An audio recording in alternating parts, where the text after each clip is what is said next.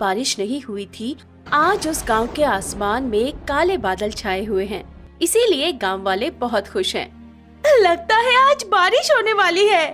हाँ, मिट्टी सूखे पड़े हुए हैं। आज बारिश होगी तो फिर से हम खेती बाड़ी कर पाएंगे। सब लोग खुशी से झूम तो रहे थे, लेकिन उन्हें भनक तक नहीं थी कि ये बारिश उन लोगों के लिए कितनी खतरनाक साबित होने वाली है। गांव का मजदूर बिरजू काम खत्म करके जल्दी घर चला आया। उसने अपनी बीबी शेफाली से कहा, शेफाली, राधा बिटिया अभी तक घर नहीं आई है? नहीं जी, दोपहर को गई थी खेलने अपने दोस्तों के साथ। उसे अभी लाना पड़ेगा, नहीं तो बारिश में भीग जाएगी। बिरजू अपनी बेटी को वापस लाने के लिए निकल गया। उधर राधा अपने 4 दोस्तों के साथ नदी के किनारे खेल रही थी। ए शांता, तू चीटिंग कर रही है। नहीं नहीं, मैं सही खेल रही हूँ, ये गुड्डू चीटिंग कर रहा है। राधा, शांता, गुड्डू, पूजा और पायल, ये 5 बच्चे ऐसे हंसी मजाक करते हुए खेल रहे थे। तभी अचानक से नदी में बड़ी बड़ी लहरें आना शुरू हो गई। राधा, देख तो, नदी में पानी बढ़ रहा है। अरे, ये कैसे हो रहा है? लगता है कहीं तेज बारिश हो रही है, यहाँ भी होने वाली है। चल घर चलते हैं। 5 बच्चे घर जाने के लिए आगे बढ़े, लेकिन तभी तेज बारिश आ गई। 5 बच्चे एक पेड़ के नीचे बारिश से बचने के लिए खड़े हो गए। उधर बिरजू बारिश में भीगते हुए नदी की ओर आने लगा, लेकिन बारिश बढ़ती गई और अचानक से नदी से बहुत सारा पानी ऊपर आ गया। बाढ़ आ गई। बाढ़ के पानी में 5 बच्चे बहने लगे। बचाओ, बचाओ, कोई बचाओ! बिरजू वहाँ पहुँच गया था। बच्चों को बहते हुए देखकर वो भी चिल्लाने लगा। अरे बचाओ, बचाओ, कोई तो बचाओ मेरे बच्चों को। पिताजी, पिताजी, पिताजी! राधा! बिरजू उन 5 बच्चों को रोक नहीं पाया। वो बच्चे बहते हुए पानी में बह गए। बहते बहते वो लोग बहुत दूर चले गए। राधा, हम मर जाएंगे, हमें बचा लो। हाँ राधा, हमें बचा लो, हम मर जाएंगे, कुछ तो करो। इन 5 में से राधा सबसे अक्लमंद थी। उसने देखा कि एक बड़ा सा पेड़ टूटकर बह रहा है। सुनो सब लोग, हमें उस बहते हुए पेड़ के पास जाना है और वहीं पकड़कर रहना है, नहीं तो हम सब डूबकर मर जाएंगे। वो 5 बच्चे किसी भी तरह उस पेड़ के पास पहुँचे और उस पेड़ को पकड़कर बहने लगे। लेकिन ये पेड़ हमें कहाँ ले जाएगा? पता नहीं कहाँ, लेकिन हमें जिंदा रहना होगा किसी भी तरह। बस पेड़ को कस के पकड़े रहो। दिन बीत गया। वो 5 बच्चे बहते चले गए। इतनी देर पानी से लड़ाई करते हुए उनके शरीर में थकान महसूस होने लगी। उनकी आंख लग गई। जब आंख खुली तब उन्होंने महसूस किया कि पानी का स्रोत कम हो गया है। वो लोग पेड़ को पकड़कर एक ही जगह पर तैर रहे हैं। चलो अच्छा है, हम जिंदा हैं और कहीं पर तो पहुंच गए हैं। लेकिन ये जगह है कहाँ? चारों तरफ पेड़ पौधे हैं। लगता है हम किसी जंगल में आ गए हैं। हमें जमीन पर जाना होगा, वहाँ खाना मिल सकता है। गुड्डू की बात खत्म ही हुई थी कि तभी उस तैरते हुए पेड़ में जैसे किसी ने धक्का मारा। गुड्डू, ये तुमने क्या किया? मैंने नहीं तो फिर धक्का किसने मारा? तभी उन लोगों के सामने स्वयं मौत आकर खड़ी हो गई। एक मगरमच्छ ने पानी के नीचे से अपना मुंह ऊपर किया। अरे ये तो मगरमच्छ है, अब भागो भागो, ये हमें खा जाएगा। जल्दी जल्दी जमीन की ओर चलो। तैरते हुए पेड़ को धकेलते हुए वो 5 जमीन की ओर जाने लगे। वो मगरमच्छ उनका पीछा करने लगा। भागो, जल्दी भागो। मगरमच्छ का मुंह गुड्डू की तरफ ही था।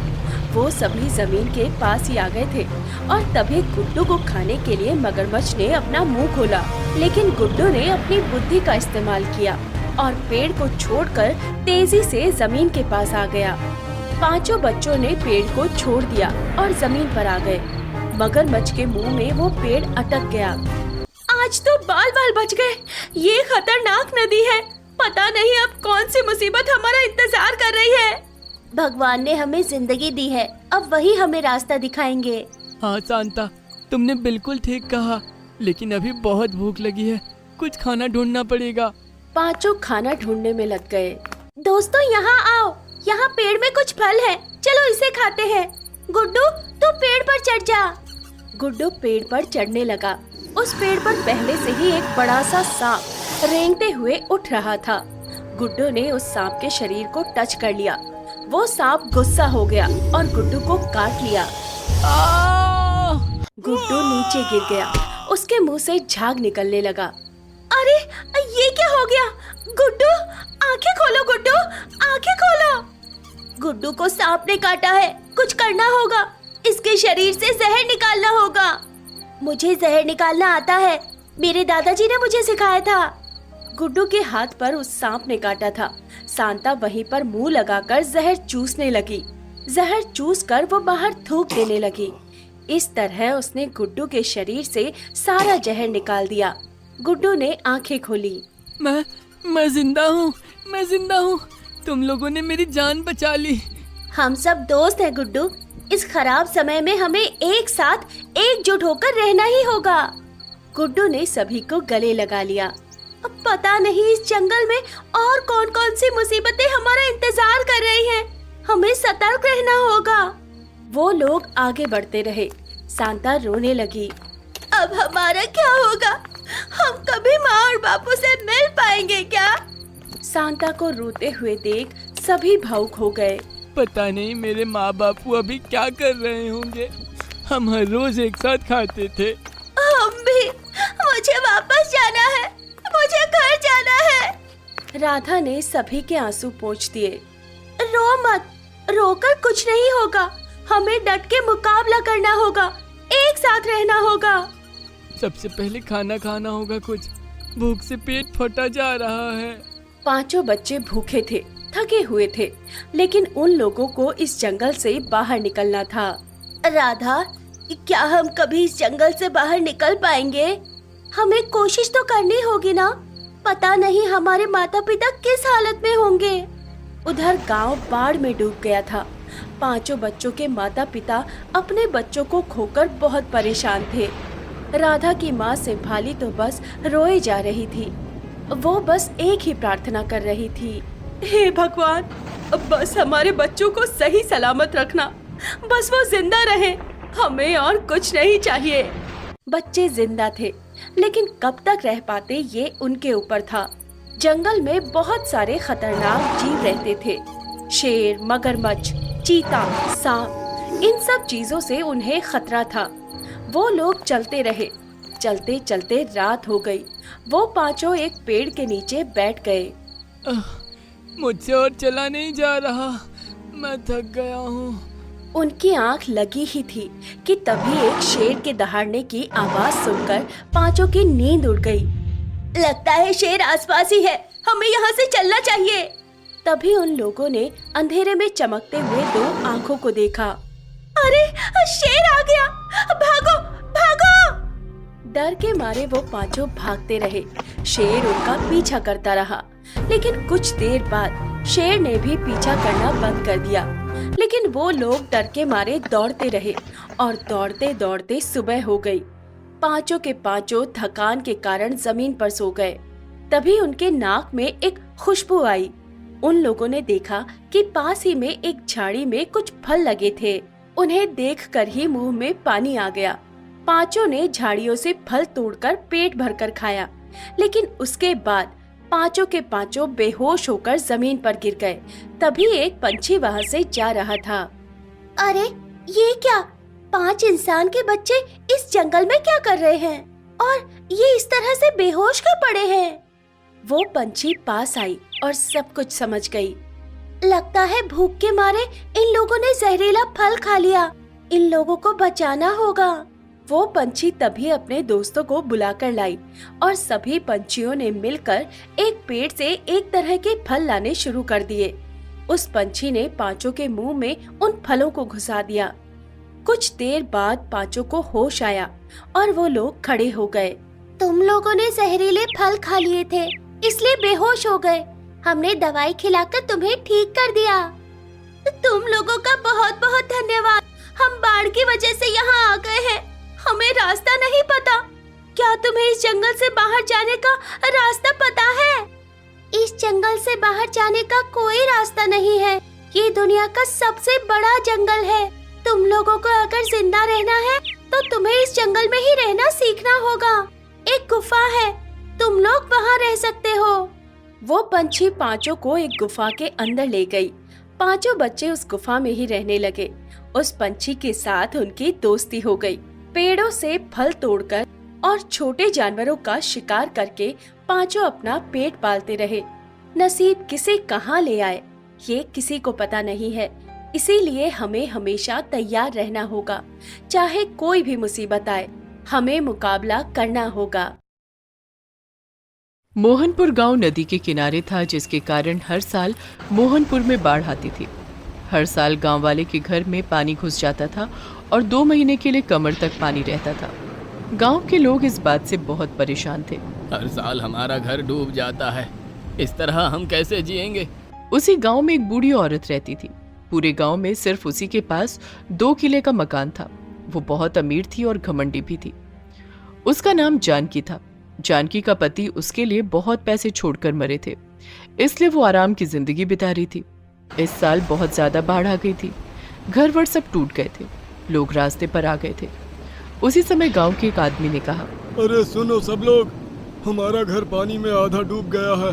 हम वहाँ नहीं रह सकते। क्यों ना हम जानकी चाची के घर चले जाएं? उस आदमी का नाम रमेश था। रमेश अपनी बीवी और बेटी के साथ एक झोपड़ी में रहता था।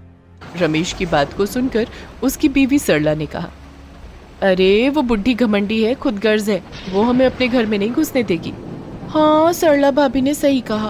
वो खुदगर्ज है, ये सही बात है, लेकिन इस बाढ़ के समय पर वो हमसे मुंह नहीं फेर पाएगी।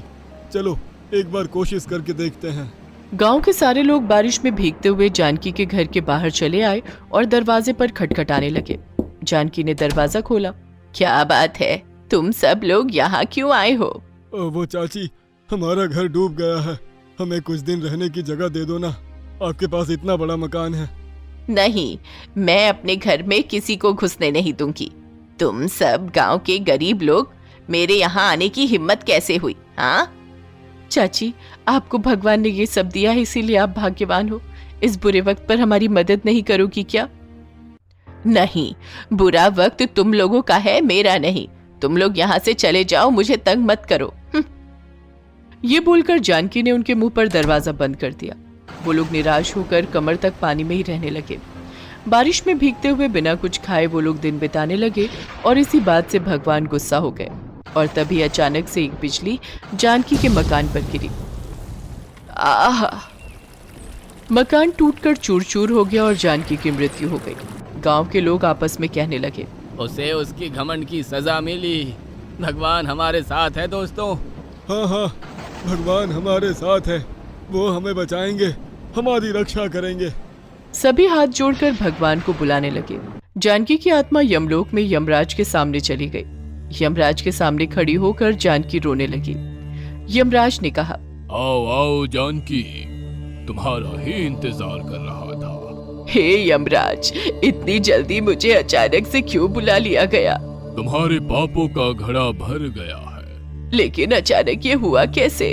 तुमने गरीब गांव वालों को अपने घर में रहने नहीं दिया। इस हालत पर खुदगर्ज होना सबसे बड़ा पाप है, इसलिए भगवान ने तुम्हें यहाँ बुलाने का आदेश दिया है। क्षमा कीजिए यमराज, मुझे एक मौका दीजिए, मुझे फिर से धरती पर भेज दीजिए।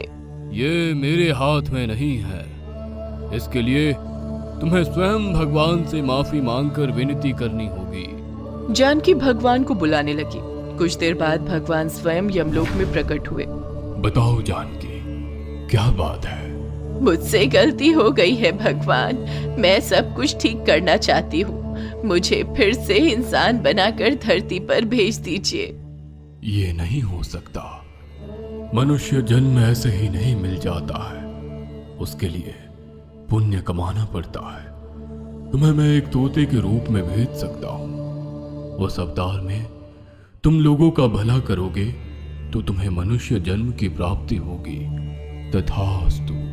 भगवान ने जानकी को तोते के रूप में धरती पर भेज दिया। जानकी उसी गांव में तोते के रूप में वापस आई। वो पेड़ पर बैठकर गांव की हालत देखने लगी। लोग घर से बाहर थे। उनका घर पूरी तरह से डूब गया था। उनकी छाती तक पानी आ चुका था और लगातार बारिश गिर रही थी। ऐसे ही चलता रहा तो हम सब डूब के मर जाएंगे। बच्चों को कैसे बचाएंगे? रमेश की बेटी बुलबुल ने कहा, पापा पापा मैं डूब रही हूँ, पापा मुझे बचा लो। बुलबुल के सर तक पानी आ गया था। रमेश ने उसे कंधे पर बिठा लिया। आजा बेटी, यहाँ बैठ जा, मैं तुझे कुछ नहीं होने दूंगा। लेकिन कब तक? बहुत जल्दी पानी हमारे सर तक भी आ जाएगा, तब हम क्या करेंगे? हम सब खत्म हो जाएंगे। भगवान पर भरोसा रखो सरला, भगवान हम सबको बचा लेंगे। पेड़ पर बैठकर जानकी ये सब देख रही थी। ये सब देखकर उसे बहुत दया आई। हे भगवान, ये लोग कितनी तकलीफ में हैं। मैं सच में कितनी घमंडी थी जो इन लोगों का दर्द नहीं देख पाई। मरने के बाद मुझे दर्द का एहसास हुआ है। नहीं नहीं, मैं इन लोगों को मरने नहीं दे सकती, मुझे कुछ करना होगा। वो तोता रमेश के पास गई। तुम लोग चिंता मत करो, मैं तुम लोगों की मदद करूंगी। लेकिन तुम तो केवल एक तोता हो, तुम क्या कर सकती हो? मुझे कम मत समझो। एक कहावत है ना, डूबते हुए को तिनके का सहारा ही काफी होता है। हमें घर चाहिए जिसके अंदर हम रह सके, हमारे बच्चे रह सके। तुम घर कैसे बनाओगी? और अगर तुमने घर बना भी लिया तो घर के अंदर कुछ ही वक्त में पानी घुस जाएगा। बात तो सही है, लेकिन मुझे देखने दो कि मैं क्या कर सकती हूँ। वो तोता इधर उधर घूमने लगी। तभी उसने देखा कि एक पंछी अपने परिवार को लेकर एक घोंसले में बैठी हुई है। हाँ, मैं ये कर सकती हूँ। वो तोता उस पंछी के पास गई और पंछी को सब कुछ खुलकर कहा, क्या तुम मेरी मदद करोगी? हाँ, क्यों नहीं, एक दूसरे की मदद करके ही तो हम सब जिंदा रह सकते हैं। तुम यहीं रुको, मैं गांव की सभी पंछी को बुला कर लाती हूँ। उस पंछी ने गांव की सभी पंछियों को बुलाया। सभी मदद के लिए हाजिर हो गए। जानकी को बहुत अच्छा लगा। उसे पता चला कि जरूरत के समय मदद मिलने से कितना अच्छा लगता है। तुम सबको बहुत बहुत धन्यवाद। चलो अब हम इंसानों के लिए पेड़ पर घोंसला बनाते हैं। सभी पंछी मिलकर पेड़ पर बड़े बड़े घोंसले बनाने लगे। सब लोग मिलकर काम करने के कारण कुछ ही वक्त में बहुत बड़े बड़े घोंसले बनकर तैयार हो गए। रमेश, तुम सारे गांव वालों को इकट्ठा करो, हमने तुम लोगों के लिए घोंसले का घर बना लिया है। रमेश ने सभी गांव वालों को एक जगह पर बुलाया और एक के बाद एक घोंसले घर में जाने लगे। पहले औरतें और बच्चे, उसके बाद गांव के सभी मर्द घोंसले घर में चले गए। जमीन से बहुत ऊपर हर एक पेड़ पर 2 घोंसले बनाए गए थे। उसी में सभी गांव वाले आराम से रहने लगे। पंछियां दिन रात उन लोगों के लिए पेड़ों से फल तोड़ कर लाने लगी और वो तोता भी यही करती रही। इस तरह लगातार 1 महीने रहने के बाद बाढ़ खत्म हो गया, पानी कम हो गया और तभी घोंसले घर से सभी नीचे आ गए। तोता, पता नहीं तुम कौन हो, लेकिन तुमने और इन पक्षियों ने आज हमारी मदद की, इसीलिए हम आज जिंदा हैं।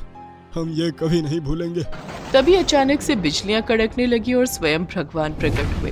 जानकी, तुमने सच में बहुत पुण्य कमाया है, इसीलिए मैं तुम्हें फिर से इंसान बना देता हूँ और तुम्हारा घर भी लौटा देता हूँ। वो तोता तुरंत जानकी में बदल गई। सभी चौंक गए।